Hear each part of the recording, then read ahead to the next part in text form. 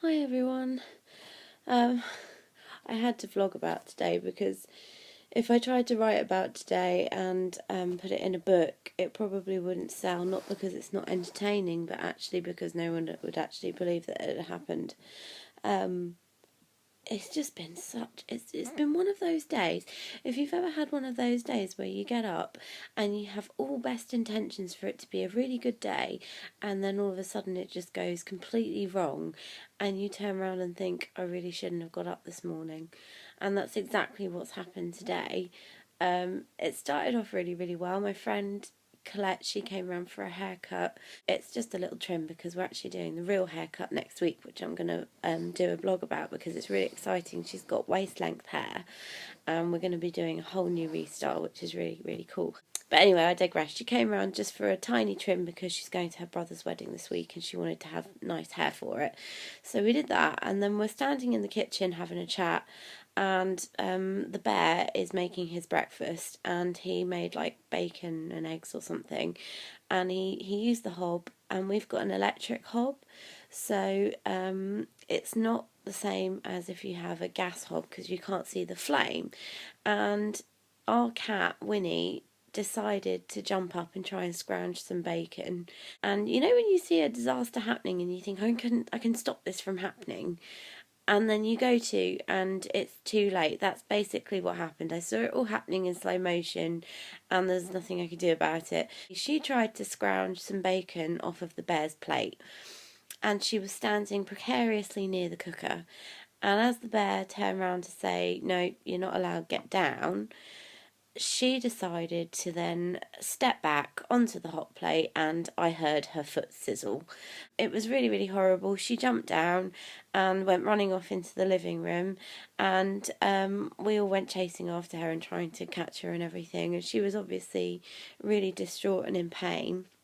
And Colette made her swift exit.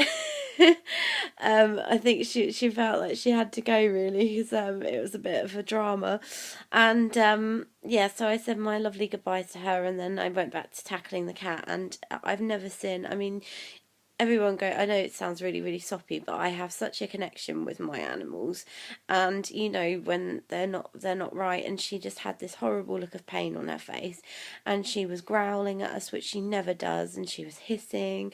If you've ever watched Bambi, and there's a character in it, the rabbit called Thumper, and he thumps his foot up and down really quickly, that's what she was doing because obviously she just wanted to try and kick the pain away.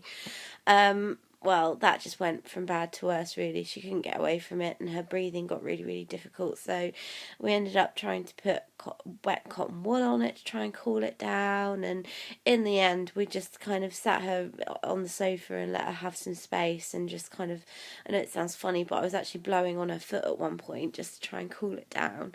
And then her breathing got better, and then she calmed herself down, and we gave her some treats. And she seems to be okay this evening, but for about half an hour I was absolutely beside myself and thinking, oh my god, we're going to have to go to the vet, we're going to have to pay loads of money in order to go to the vet, and they're just going to give her some fancy smanchy painkiller that's basically something that we take in a smaller form. I actually thought about giving her an ibuprofen or something.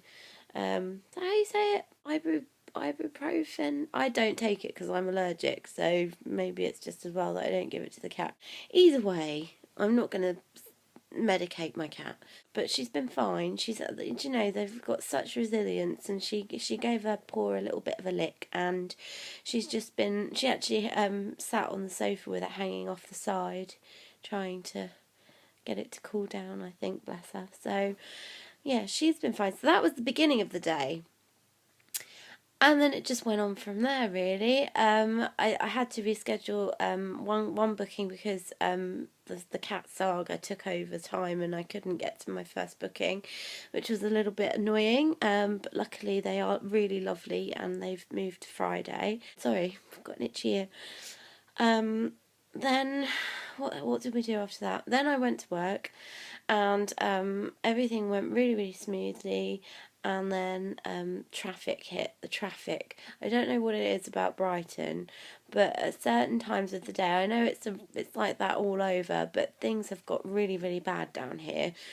It gets to the point where a journey that should take you at most 20 minutes now takes at least 40 or 50. It's soul destroying. You're sat in your car knowing that you need to get somewhere, and you just can't move for love nor money. It's soul destroying. It's enough to actually make me want to get a push bike, and that is quite severe. So yeah, that's been a bit of a nightmare. So the traffic hasn't been great. And then, I know this is a bit of a moan up video. I don't mean to moan up, but it has just been one of those surreal sort of days. So I thought, well, I'll just get home. I know what I can do. I can get home, and I've got to pay my car tax.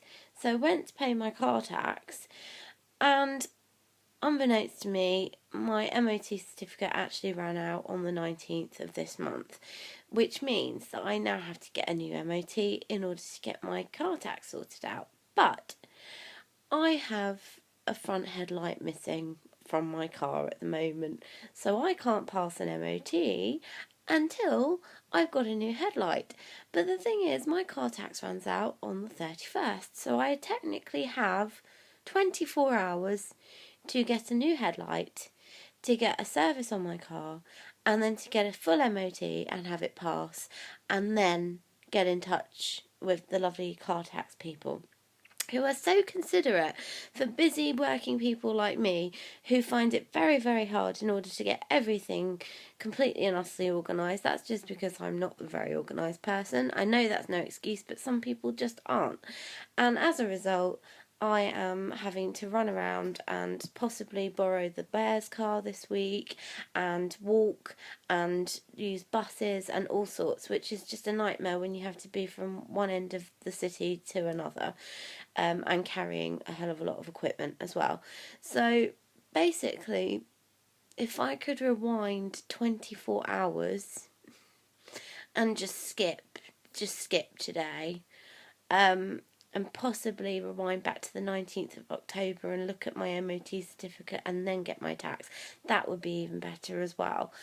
But unfortunately, I'm devoid of a time machine and that weird guy with the crazy hair that works it, and I just have to make do with the fact that I'm an unorganised person who has a cat that burns her paws, and I don't fly or ride bikes, so therefore car traffic is just going to be an ongoing problem that I need to accept and deal with. So yeah, that's pretty much what my day's been. And I'm sorry if it's a bit of a moan up, but you know when you just really need to just offload.